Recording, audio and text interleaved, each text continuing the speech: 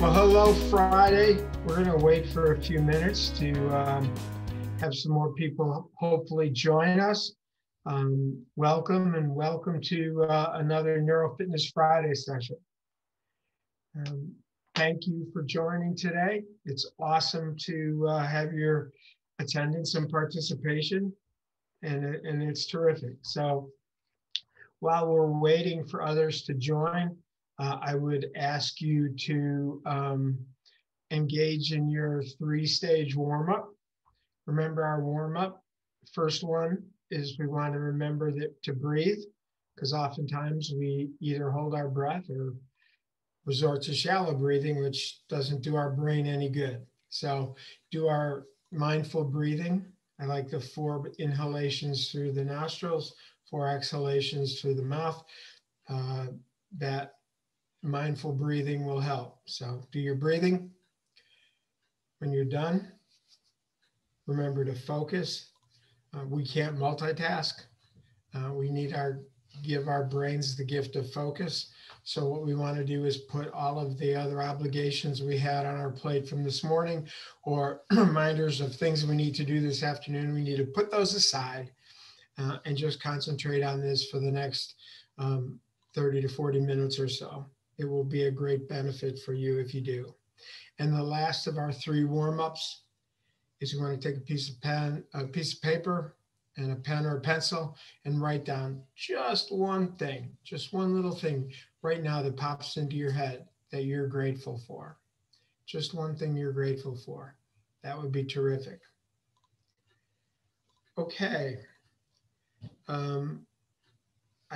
While we're still waiting for more people to hopefully show up, I do want to announce the winner of the $25 Amazon gift card. In the if you give us some feedback, you have a chance to win a gift card.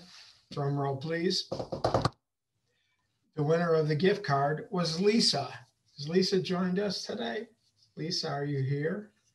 Lisa's here. Lisa, I will be emailing you a digital certificate. Congratulations. Lisa, you want to throw in the chat maybe how you're going to spend your $25 Amazon gift card? Any thoughts about that?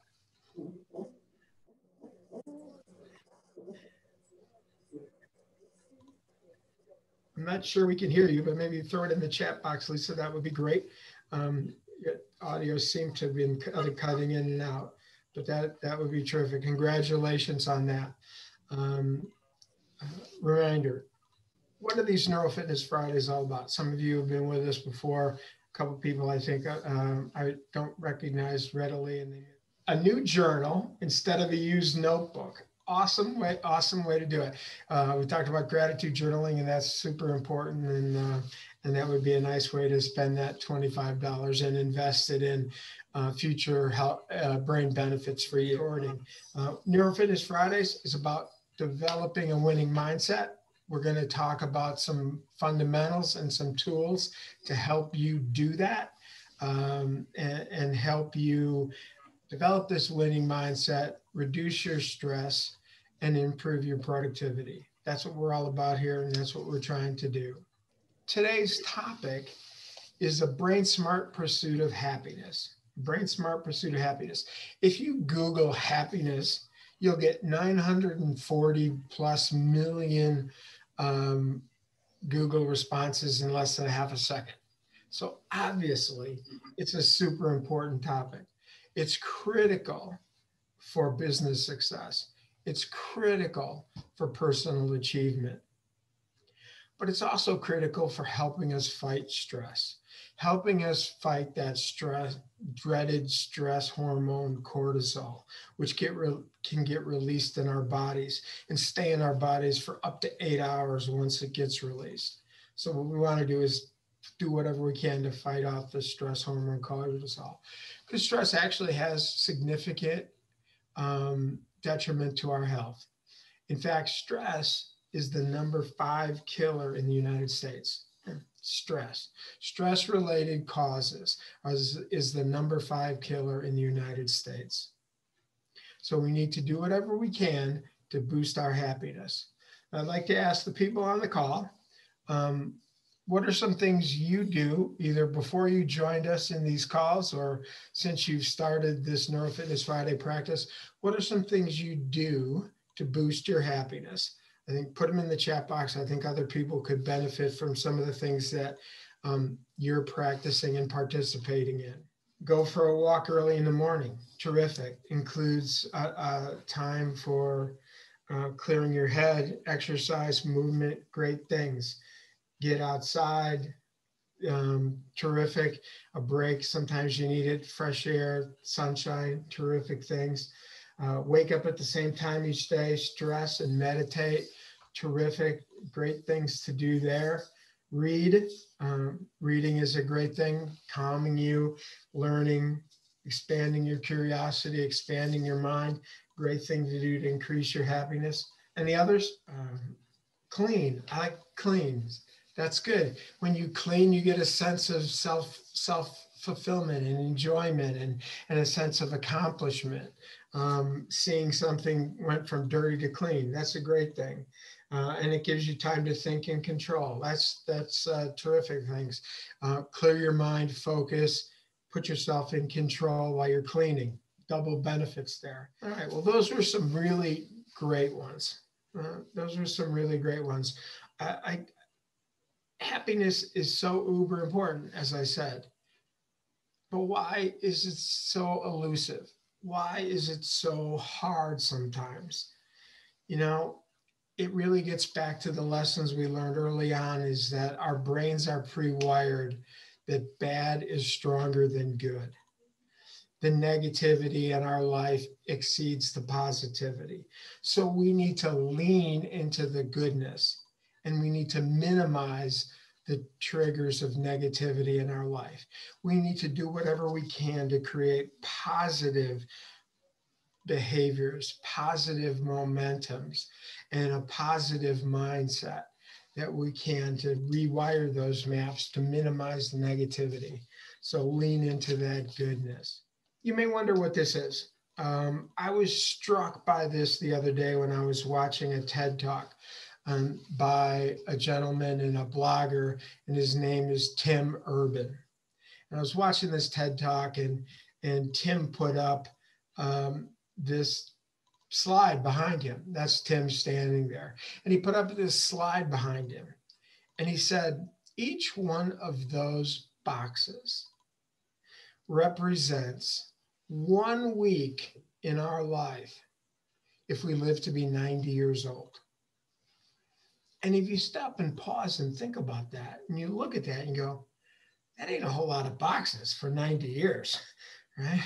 And if you start thinking about how many of those boxes are already filled in your life, and you start thinking how many of those boxes may have had a non-happy check mark versus a happy check mark, I think it really dawned on me that, you know what, I'm going to make sure and do everything I possibly can that I can check the rest of the boxes in my journey to 90 years and hopefully 90 years plus as positive as they can be. So, you know, there it is in black and white, 1 box for every week. What are you going to do to help yourself do that? I talked about the fact that this is Brain Smart Pursuit of Happiness, and you guys have given some suggestions on what you do to make yourself happy. But what we're going to talk about here today, actually break this down. We're not going to talk about the short-term happiness hits, you know, that you may get by going outside or by reading or by cleaning and those things, right? Some of those things may be short-term happiness hits, and they're so important, right? They give us momentary pleasure. They keep reinforcing those positive maps and give us those hits of dopamine and serotonin that our brain so desperately crave. Right?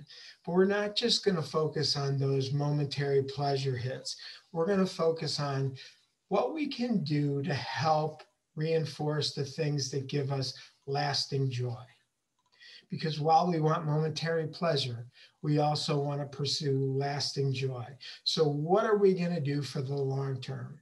And what I'm going to do today is share with you 3 powerful tools to help build positive maps in the future. Help build positive brain maps in the future. Okay, well, let's get started. I do want to say, however, before I jump off this slide, that there are times, and we'll touch on it a little later, that things that offer you momentary pleasure, whether the moment is 30 seconds or the moment is a week, things that offer you momentary pleasure can contribute to your lasting joy if you think about them the right way. So you can do both. The first thing you need to do is really consider that happiness starts with you. I found this sign at one of these little pop-up shops in a mall one year, and I thought it was very credible and really telling. Happiness is an inside job. Happiness starts with you. Okay? You have to believe that you deserve to be happy. You have to believe you deserve to be happy. A lot of people, because of the negativity and their lower self-esteem, struggle with that thought. And they need to really understand that they, more than anyone, deserves to be happy. Your number one goal in life should be to make yourself happy. Why? Simply, you can't be productive unless you're happy. You can't care for your loved ones and the others in your life unless first you're happy. So really understand that happiness starts with you, and you need to do that. Sometimes when things are really down, you need to perk yourself up, and you can use the strong body-mind connection. You know, a smile, even a forced smile, will release dopamine and make you momentarily happier and take you out of a funk. Also, you may need a little more than a smile, and you may need to actually wrap your arms around yourself and give yourself a hug. Giving yourself a hug also releases positive brain chemicals that can improve your mindset and remind yourself that you are deserving of your self-love and your self-care. Other people and things, could create dopamine and these temporary, momentary pleasure things we talked about. But they can also potentially be destructive. Other people and things cannot contribute to your lasting joy unless you've set yourself up with a powerful, positive, brain smart foundation for happiness. If you haven't, the other people and things that you look to seek for sources of happiness will only give you that momentary pleasure, followed by sometimes even short-term guilt and then long-term regret. A cookie, a decadent chocolate chip cookie, may be a reward for a job well done and to pat yourself on the back. We talked last week about goal setting and rewards. A chocolate chip cookie may be a way to give yourself rewards. Eating 2 bags of chocolate chip cookies because you really don't want to feel your feelings or think about your feelings and you want to numb out, won't really give you that lasting joy. It will likely have the opposite effect. So other people and things can contribute to your long-term happiness and your lasting joy if you've set yourself up for a brain smart foundation for happiness. And happiness starts with you. All right, now I'm going to talk to you about a couple of beliefs. We talked about belief being super important last time. Why is belief important? Well, because sometimes our brains try to sabotage our happiness. the maps in our brains that say you're not good enough. You don't deserve this. You should be really worrying about this. You shouldn't let this happen to you. All of those signals that we get from our brain, the brain is trying to protect us. The brain is reminding us of those maps that were formed earlier in our life. Those are sabotage signals for our happiness. So we really need to ground ourselves in positive belief. We need to support ourselves. We need to support our happiness. And here's a couple of beliefs that can help you do that. The first belief, we talked about this early on in session 1, do the best you can. If you adopt the belief that I'm just going to do the best I can, you will minimize the regret in your life. You will minimize the, I wish I would have done this, I could have done better, I should have done this. You will minimize beating yourself up. You will minimize, taking it out on yourself and thinking that you're less of a person. Do the best you can. If you live your life by that philosophy, you can always move forward. You can always learn. You can always grow. Do the best you can. Second belief, don't take things personally. When we take things personally, we set ourselves up to be a victim. And we usually, when we do that, we go into stinking thinking and negative mindsets. We also often think about lashing out and becoming a perpetrator. Simple example, they walk into an airport one day and you see the sign that says, my flight's been canceled. And your flight's been canceled. And your first thing is, they canceled my flight. You go up and you start yelling at the ticket agent. Well, the reality is they canceled everyone's flight that day that was on that plane. Right? It wasn't just happening to you. Right? Things don't just happen to you. Right? People aren't responsible for making you unhappy. Right? You have to understand that you're in charge of that. If you don't take things personally, you will minimize your chance of playing the role of the victim and then getting into the swirl of the victim-perpetrator dilemma. So do the best you can and don't take things personally.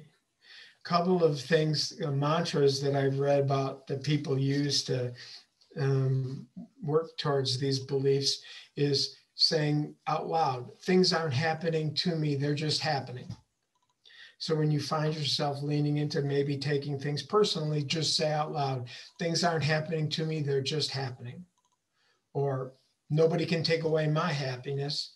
Nobody has the power to take away my happiness. Those things can help you out. All right, now the third powerful tool to build positive brain maps. And this one's probably the hardest one. What we need to do is think about defining your happiness. All right, I want you to think about defining your happiness. Put in the chat box, what are some things that make you happy? Just things, the first things that pop into your head. What makes you happy? Your animals, okay? Very good. Time with family, helping others. All right. What else? Anybody have anything else? Nature. Nature is very important. That also makes you happy. People talked earlier about going outside. Here's the challenge within this, though. And I didn't do this until very late in my life when I read about really trying to get to the true meaning of happiness.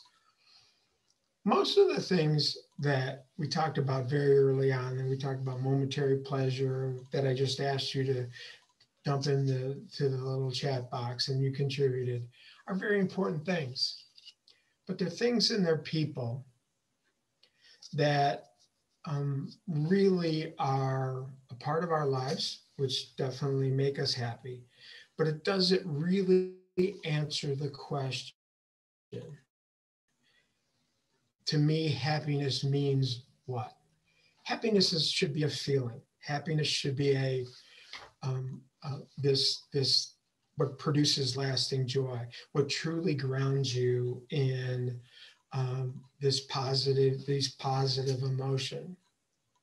So when I ask you to do this exercise and I threw up this slide, the first thing that comes to mind is people and things for the most of us. People and things. And if you start making a list, you'll make a list and you'll come up with lots of people and lots of things and lots of activities. When I do this, it makes me happy. When I do this, it makes me happy. Right? A lot of those things are important, but they don't get to the true meaning of happiness. And if you can find that true meaning of happiness for you, and it'll be different for everybody on this phone call, it'll be different. If you can find that true meaning of happiness, then it'll give you something to look back on and ground yourself as a true North Star, as a guiding post, as a way you can go back and say, when things are going really tough, you can look back and go, to me, happiness means, yeah, well, I still have those things. To me, happiness means those things. And when I first did this exercise, it took me 2 days to come up with something I actually felt really powerful about and really positive about. And what I actually came up with was, and I'll share it with you now. I said, to me, happiness means being satisfied with where I am now and where I'm going.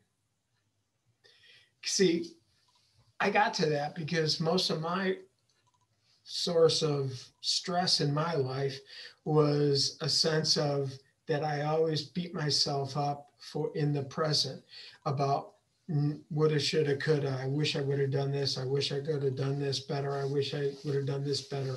And I lived the present through this huge regret of the past. And I also was very fearful of the future.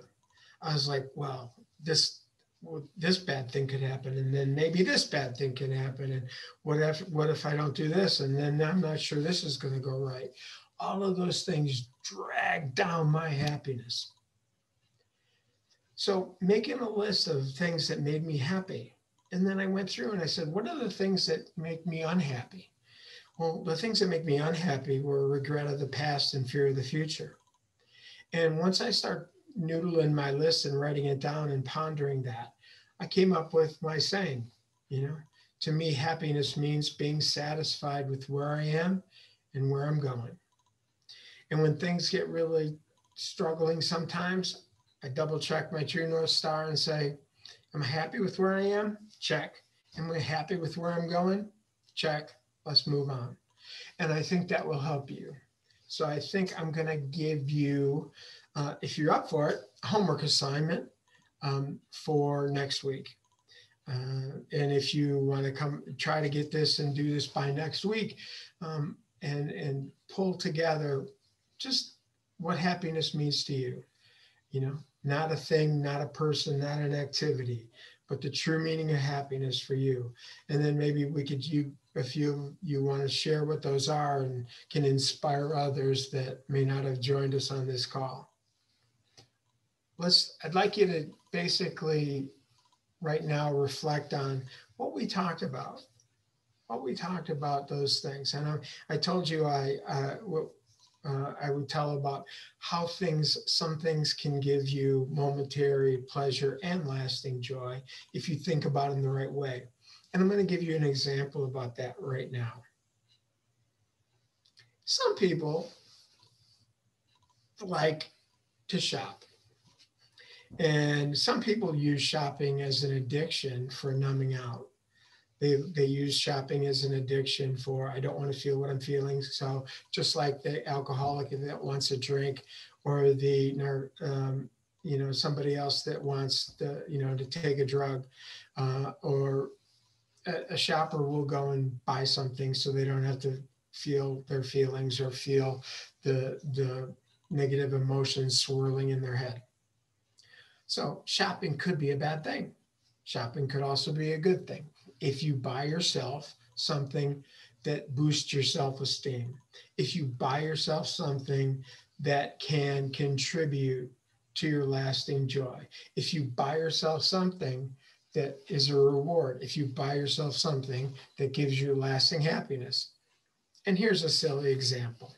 Last year, I found this new sock company called Bombas. You may have heard of it. And if you haven't, this is a commercial for Bombas. They are the world's best socks. And I wear them every day. And they're the best fitting socks. They don't fall down. And at the end of the day, my feet don't feel as tired. So I bought some socks simply because I wanted to try some new socks and I thought they were kind of cool and I read about them. But every day I put them on, I get a smile, and my Bombas help contribute to my self-esteem, help me feel like a better person. I'll give you another example. I love to, get a haircut, because when you get a haircut, I feel better about myself. I feel like I'm fresher, cleaner, more put together. You may feel that way when you get dressed up. You may feel that way when you go get a manicure or a pedicure, or get a massage, right? What can you do that makes you feel better about yourself that can contribute to your lasting joy? Put in the chat box right now. What are some things you do? What are some things you do that has the double whammy of momentary pleasure and lasting joy if you think about it the right way? Anybody? Any have suggestions that can help all of us? Okay, I don't have meditation. Awesome. A run. Great. That's another great example. Saunas. Saunas are a great example. Biking in wine country. Oh, biking is good. It's exercise plus wine. Biking in wine country could be an awesome thing. See lots of potential benefits about that long term. Momentary pleasure and long term. And how you think about those things. Vacation. Let's take a vacation, for example. If you take a vacation and you think about a vacation as getting away from work, and then you're still stressed out and you're checking email and you're doing these things, and you may think about the vacation in a way that was just removing yourself from a negative experience.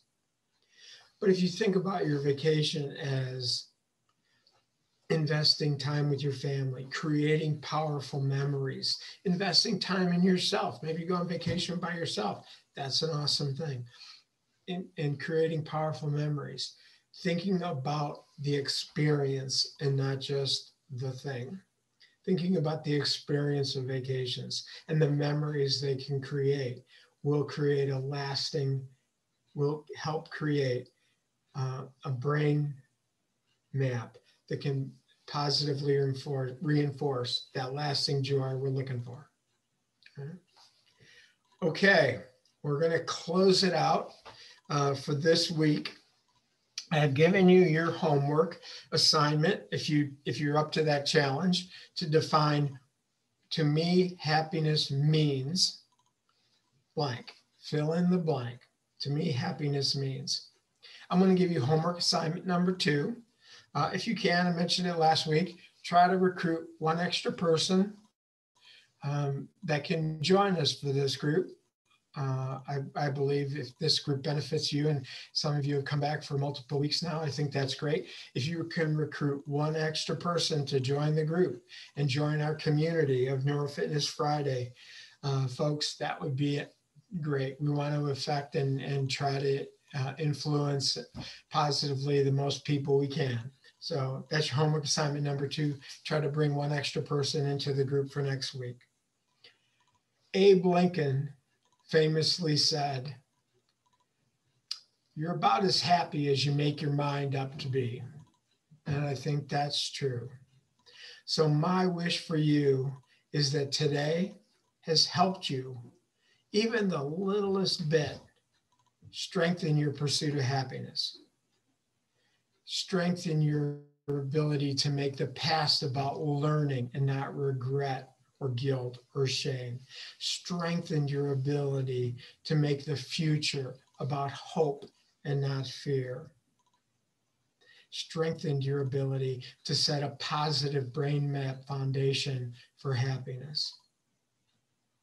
So next week, we're going to talk about another very important topic: silencing the noise in our heads. I'm sure that something each one of us has experienced at some point in our life, some of us weekly, some of us daily, some of us hourly.